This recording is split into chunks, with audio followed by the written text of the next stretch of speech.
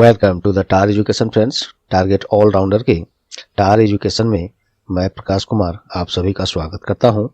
दोस्तों, आज है 22 दिसंबर 2021। देखेंगे अब तक के सभी महत्वपूर्ण करंट अफेयर्स जो आपके आगामी सभी परीक्षाओं में महत्वपूर्ण होंगे। साथ में देखेंगे ये सभी एक्स्ट्रा फैक्ट्स जो आपको औरों से आगे रखेगा। और इस क्लास का पीडीएफ आप टार एजुकेशन की वेबसाइट से और इन सभी सोशल मीडिया प्लेटफॉर्म से डाउनलोड कर सकते हैं। सभी का लिंक डिस्क्रिप्शन बॉक्स में नीचे दिया हुआ है। और इस क्लास में प्रश्न हिंदी इंग्लिश दोनों में आपको दिया गया है। ऑप्शंस भी, प्रश्न भी। आपसे आग्रह है कि क्लास अंत तक अटेंड करें, तभी आपको इस क्लास का महत्व पता चलेगा। और क्लास परीक्षा उपयोगी लगे तो प्लीज़ वीडियो को लाइक कर दें, शेयर करके टार एजुकेशन का सहयोग करें। और चैनल पर आप नए हैं या चैनल को अब तक सब्सक्राइब नहीं किए हैं तो अभी सब्सक्राइब बटन दबा दें, और पहले से सब्सक्राइब कर लिए हैं तो आपका बहुत बहुत धन्यवाद।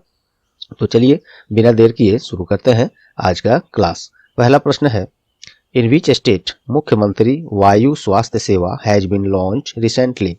हाल ही में किस राज्य में मुख्यमंत्री वायु स्वास्थ्य योजना का शुभारंभ किया गया है? तो ये किया गया है उड़ीसा राज्य में, उड़ीसा सरकार के द्वारा। उड़ीसा के मुख्यमंत्री कौन है? श्री नवीन पटनायक। इन्हीं के द्वारा बीजू पटनायक इंटरनेशनल एयरपोर्ट, ये भी उस राज्य में है। आपको ये भी जानने को मिला कि किस राज्य में है ये एयरपोर्ट। तो वहीं से मुख्यमंत्री वायु स्वास्थ्य सेवा का शुभारंभ किया गया है। क्या होगा इस योजना में? तो देखिए, इस योजना के तहत गंभीर बीमारियों से पीड़ित लोगों के इलाज के लिए विशेषज्ञ डॉक्टरों को उड़ीसा के दूर दराज इलाकों में भेजा जाएगा। बहुत बड़ी ये उस राज्य की सरकार के द्वारा पहल है। ये कभी ऐसा क्रिटिकल पोजीशन और सिचुएशन हो जाता है किसी मरीज के साथ, और हॉस्पिटल पहुंचते पहुंचते काफ़ी देर हो जाती है और उसको बचाना मुश्किल हो जाता है, तो उसको हॉस्पिटल ना आके डॉक्टर से ये वायुयान से, हेलीकॉप्टर से इस योजना के तहत वहां पहुंचकर ये सुविधा देंगे और स्वास्थ्य लाभ उनको मिल पाएगा। तो एक अच्छी पहल है उड़ीसा सरकार के द्वारा। चलिए, उड़ीसा सरकार ने ये योजना शुरू किया है तो उड़ीसा के बारे में देखते हैं। राजधानी भुवनेश्वर है। उड़ीसा राज्य का फॉर्मेशन ईयर 1 अप्रैल 1936। मुख्यमंत्री नवीन पटनायक हैं। राज्यपाल गणेशी लाल हैं। ये रही प्रश्न से संबंधित बातें। अब चलिए ऑप्शन से खेलते हैं। ऑप्शन से आपको बहुत कुछ मिलेगा। उड़ीसा की बात हो गई। झारखंड अभी हाल ही में क्यों न्यूज में रहा है? तो झारखंड सरकार द्वारा हाल ही में सहाय SAHAY सहाय योजना लॉन्च किया गया था। इसमें क्या होगा? तो राज्य के माओवाद प्रभावित जिलों में युवा खेल प्रतिभाओं को बढ़ावा दिया जाएगा इस सहाय योजना के तहत। और झारखंड राज्य का स्थापना कब हुआ था? 15 नवंबर सन 2000 में। झारखंड की राजधानी कहाँ है? तो रांची है। और झारखंड के मुख्यमंत्री कौन है? तो हेमंत सोरेन है। झारखंड के राज्यपाल कौन है? तो रमेश बैस हैं। रमेश बैस। तो ये रहा झारखंड के बारे में सहाय योजना। चलिए, हरियाणा राज्य की न्यूज में रहा है तो हाल ही में हरियाणा राज्य सरकार के द्वारा खेल नर्सरी, इसको हिंदी में लिखता हूँ मैं, खेल नर्सरी योजना। खेल नर्सरी योजना किस राज्य सरकार द्वारा शुरू किया गया है? हरियाणा। इसमें क्या होगा? तो राज्य में खेल को बढ़ावा देने के लिए इस योजना को, खेल नर्सरी योजना को का शुरुआत किया गया। हरियाणा का राजधानी कहाँ है? तो चंडीगढ़ है। और हरियाणा के मुख्यमंत्री कौन है? मनोहर लाल खट्टर हैं। और हरियाणा के राज्यपाल कौन है? बंडारू दत्तात्रेय। बंडारू दत्तात्रेय हैं वहाँ के राज्यपाल। ये रहा हरियाणा के बारे में। झारखंड भी हो गया। अब देखिए राजस्थान की न्यूज में रहा है। इसको रुक जाइए, थोड़ा मिटा देने दीजिए, जगह बन जाए। चलिए, तो ये रहा। हाँ, अब ये राजस्थान की न्यूज में रहा है। ये दोनों हो गया है। राजस्थान में हाल ही में ज्ञानदूत, इसको हिंदी में ही उचित लग रहा है लिखना, ज्ञानदूत 2.0 ये योजना एक पहल लॉन्च किया गया है राजस्थान में। राजस्थान कॉलेज एजुकेशन डिपार्टमेंट के द्वारा ये ज्ञानदूत 2.0 शुरू किया गया है। इसमें क्या होगा? तो इसके द्वारा मुफ्त में ऑनलाइन क्लास कराया जाएगा विद्यार्थियों के लिए। और ये मुफ्त ऑनलाइन क्लास जो है वहाँ के सरकारी जो कॉलेजेज हैं उसके प्रोफेसर द्वारा पूर्णतः स्वैच्छिक रूप से ऑनलाइन कराया जाएगा। तो ज्ञानदूत 2.0 राजस्थान सरकार फ्री में ऑनलाइन क्लास कराया जाएगा इस योजना के तहत। तो ये रहा उसके बारे में। राजस्थान की राजधानी आप लोग सबको ही जानते हैं, जयपुर है। और राजस्थान के स्थापना कब होता? तो 30 मार्च 1949 में, 1949 में। राजस्थान के अभी मुख्यमंत्री कौन है? अशोक गहलोत हैं, अशोक गहलोत, अशोक गहलोत हैं। और राज्यपाल कौन है? कलराज मिश्रा, कलराज मिश्रा। तो ये रहा इस पहले प्रश्न से आपको ऑप्शन से भी इतने जानकारी और एक्स्ट्रा फैक्ट में इतने जानकारी। उम्मीद करता हूँ आपको ये पसंद आया होगा। चलिए दूसरा प्रश्न देखते हैं। हाल ही में कहाँ 3 दिवसीय इंटरनेशनल हनी बी फेस्टिवल का आयोजन किया गया है? तो ये किया गया है उत्तराखंड में। एक्चुअली उत्तराखंड के हल्द्वानी एक जगह है, यहीं पे इस 3 दिवसीय इंटरनेशनल हनी बी फेस्टिवल का उद्घाटन किया गया है। इसमें क्या होगा?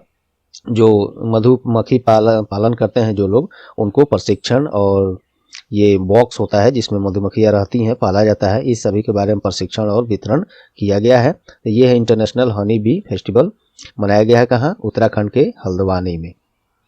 चलिए उत्तराखंड के बारे में देख लेते हैं। उत्तराखंड की बात हुई है तो उत्तराखंड की राजधानी दो ठो है, एक है देहरादून विंटर सीजन के लिए, एक है गैरसैंण समर सीजन के लिए।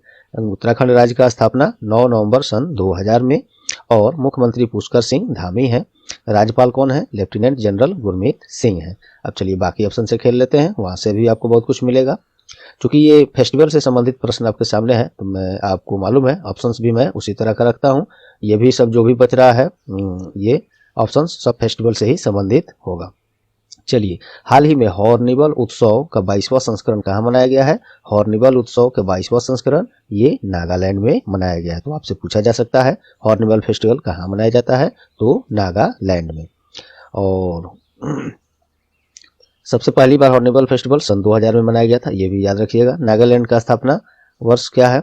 1 दिसंबर 1963 में। नागालैंड का राजधानी कहाँ है?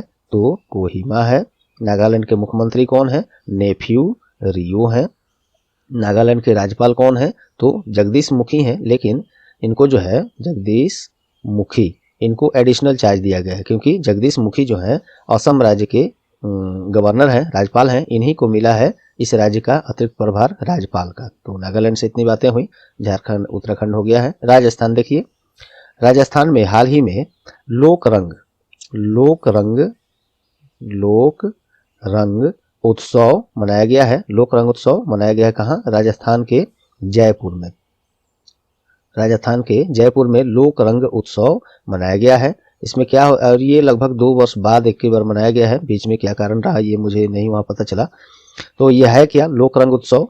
तो ये जो है राजस्थान के कला संस्कृति मंत्रालय अन्य एजेंसियों के द्वारा यही कला संस्कृति मेला भाषा लेखन इस सब के बारे में बढ़ावा देने के लिए लोक रंग उत्सव वहाँ मनाया जाता है। और राजस्थान में ये जयपुर में इस बार मनाया भी गया है 2 वर्ष बाद।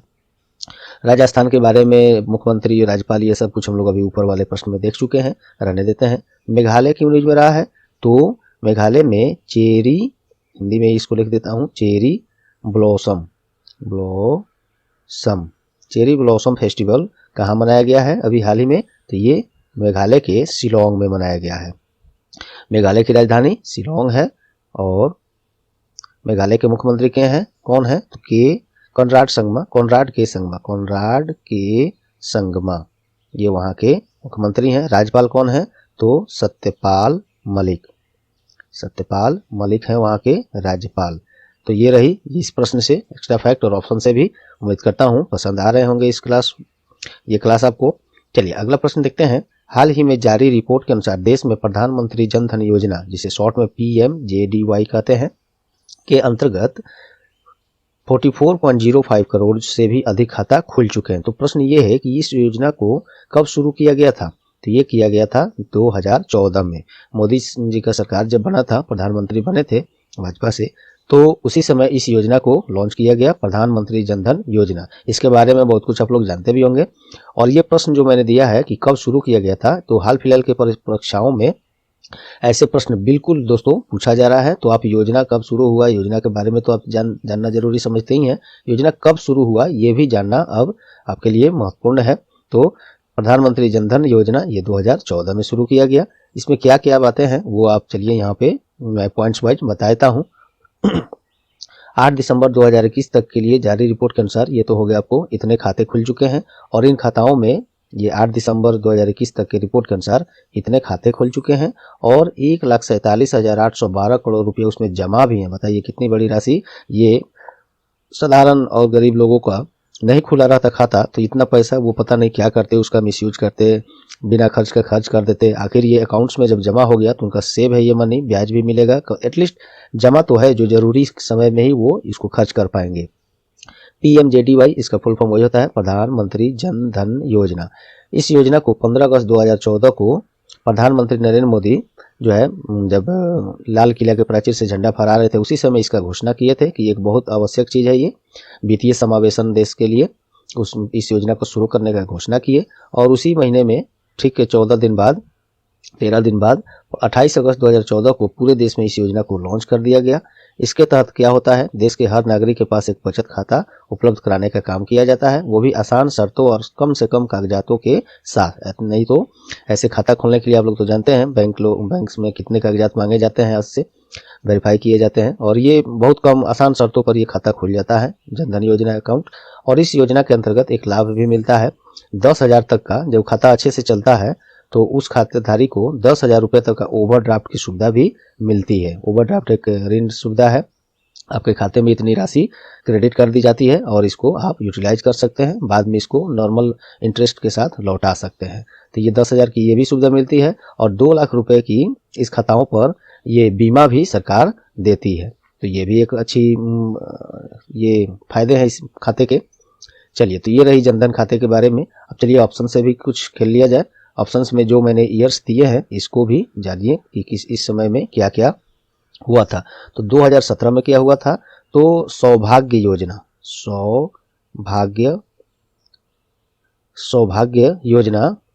लॉन्च किया गया था 25 सितंबर 2017 को। ये योजना है क्या, तो इस सौभाग्य का ही फुल फॉर्म होता है प्रधानमंत्री सहज बिजली हर घर योजना। आप समझ गए होंगे सौभाग्य योजना क्या है। प्रधानमंत्री सहज बिजली हर घर योजना सौभाग्य का फुल फॉर्म होता है। इसके तहत सभी घर घर को बिजली उपलब्ध कराया जाता है इस योजना के तहत। और इसमें टारगेट रखा गया था, कब तक टारगेट था ये 2017 में, वैसे तो ये लॉन्च किया गया था, डेट मैंने लिख दिया 25 सितंबर 2017 को। बस इतना ही याद रखिए, सौभाग्य योजना 25 सितंबर 2017 को लॉन्च हुआ। 2019 में क्या हुआ, तो 2019 में पीएम किसान सम्मान निधि ये योजना लॉन्च किया गया था। कब, तो 24 फरवरी 2019 को पीएम किसान सम्मान निधि का शुरुआत किया गया था। इसमें क्या होता है, तो प्रत्येक किसान को, जो लोग पीएम किसान में रजिस्ट्रेशन कराए रहते हैं, उनको साल में 6,000 का वित्तीय सहायता दिया जाता है और वो भी 6,000 जो है प्रत्येक 4 महीने पर 2,000 रुपये जो है प्रत्येक 4 महीने पर उनके खाते में डायरेक्ट भेजे जाते हैं। पहले भी इस तरह के योजनाएं मिलते थे थोड़े थोड़े, लेकिन वो ऑफलाइन से मिलते थे और उसमें काफ़ी फ्रॉड हो जाता था, लोग काट लेते थे। अब जो भी हो, तो ये 6,000 की राशि 2,000 कर करके प्रत्येक 4 महीने पर जमा किए जाते हैं। अभी ऐसे दिसंबर महीना में सभी किसानों को 2,000 रुपये की अगली किस्त जारी होने वाली है जल्द ही। तो ये है पीएम किसान निधि, 24 फरवरी 2019 को शुरू किया गया था। अभी केंद्रीय कृषि मंत्री कौन है दोस्तों, तो श्री नरेंद्र सिंह तोमर हैं केंद्रीय कृषि मंत्री, ये भी आप ध्यान देंगे। अगला है 2016, इसमें क्या हुआ था, तो इस वर्ष 2016 में प्रधानमंत्री आवास योजना ग्रामीण ये योजना को लॉन्च 2016 में किया गया था। और ये आवास योजना है, आप समझ ही रहे हैं इसमें क्या होगा। चलिए, तो ये शुरू किया गया था 2016 में, डेट भी बता देता हूँ, 20 नवंबर 2016 में प्रधानमंत्री आवास योजना ग्रामीण ये योजना लॉन्च किया गया था। उम्मीद करता हूँ इस प्रश्न से आपको इतनी सारी जानकारी परीक्षा उपयोगी लगी होंगी। नेक्स्ट है, हाल ही में किसे चीन के लिए नए राजदूत के रूप में नियुक्त किया गया है। तो नए राजदूत, भारतीय राजदूत नियुक्त किए गए हैं चीन में। कौन, तो ये किए गए हैं प्रदीप कुमार रावत चीन में भारतीय राजदूत नियुक्त किए गए हैं। और ये अभी इससे पहले चीन में कौन थे राजदूत, तो विक्रम मिश्री थे, उन्हीं का जगह लेंगे ये प्रदीप कुमार रावत। चीन की बात हो रही है, चीन की राजधानी बीजिंग है, वहाँ पे मुद्रा युआन रिनमिन भी चलती है और प्रेसिडेंट शी जिनपिंग है। चलिए बाकी ऑप्शन देख लेते हैं। चूंकि ये राजदूत से बात हो रही है, राजदूत के बारे में, तो ऑप्शंस भी मैं वही रखाऊंगा, आप तो इतना उम्मीद कर ही सकते हैं। चलिए पवन कुमार कहाँ के राजदूत हैं? तो पवन कुमार को रूस में, रसिया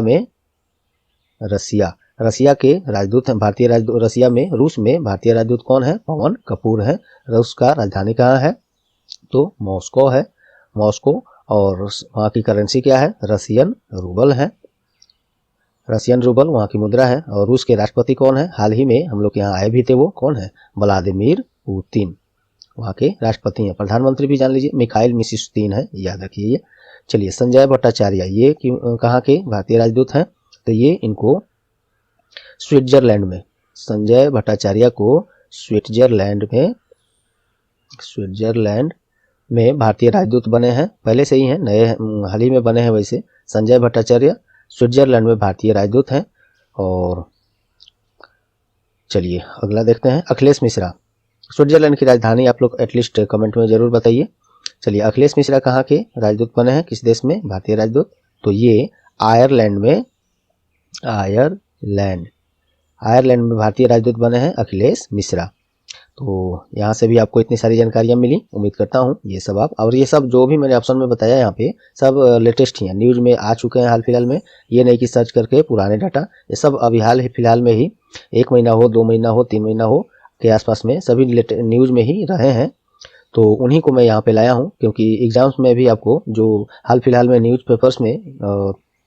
में रहते हैं उन्हीं के बारे में ज़्यादातर उम्मीद रहता है पूछने का। और ये सब जब न्यूज़ में रहे तो उस देश की राजधानी, उस देश की मुद्रा, ये सभी प्रेसिडेंट, प्राइम मिनिस्टर, ये सब इन्हीं न्यूज़ से ही परीक्षा में पूछे जाते हैं। तो ये सब ध्यान रखेंगे। चलिए अगला प्रश्न है, हाल ही में कौन चिली के नए राष्ट्रपति के रूप में चुने जाने वाले सबसे युवा राष्ट्रपति बन गए हैं? सबसे युवा राष्ट्रपति चिली के नए राष्ट्रपति के रूप में चुने गए हैं। तो ये चुने गए हैं गोब्रियल बोरिक ये चुने गए हैं। चिली के बारे में देख लेते हैं। चिली की राजधानी सेंटियागो है, मुद्रा वहाँ पे चिलियन पेसो चलता है। और प्रेसिडेंट गोब्रियल बोरिक ये एक्चुअली में जो है 11 मार्च 2022 को शपथ लेंगे। उससे पहले अभी जो पहले से हैं, हालांकि मैं ये पहले अभी लेटेस्ट वाला ही यहाँ पे दे दिया हूँ। करंट में कौन है आप लोग इसको सर्च करके बताइएगा दोस्तों, मैं इसको भूल गया, क्योंकि अभी तो ये शपथ लेंगे 11 मार्च 2022 को शपथ लेंगे। उससे पहले कौन है प्रेसिडेंट, ये आप लोग सर्च करके कमेंट में जरूर हमको भी बताएं। हमको ये ध्यान नहीं आया, नहीं तो मैं इसको लाया ही रहता, मेरे डाटा स्टोर में इसको मैं रखा हूँ, केवल टाइप करने की जरूरत है यहाँ पे। चलिए आप लोग इसको सर्च करके याद भी कर लीजिए और हमें भी कमेंट में बताइए। चलिए दोस्तों आप लोग सहयोग नहीं कर रहे हैं, ये मुझे बहुत उदासी है आप लोग से।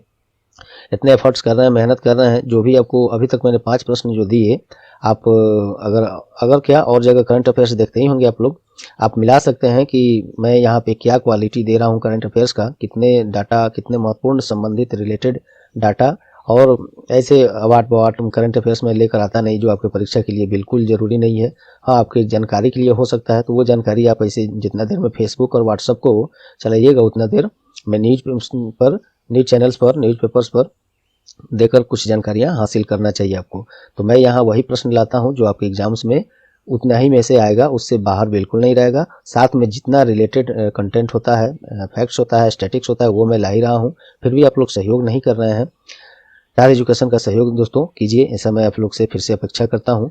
तो इसीलिए मैं ज़्यादा प्रश्न को MCQs में फॉर्म नहीं कर रहा हूँ और 5 क्वेश्चन यहाँ फॉर्म किया हूँ। बाकी प्रश्न अभी महत्वपूर्ण सभी प्रश्न बहुत हैं, नीचे लिस्टेड है। चलिए आगे देखते हैं।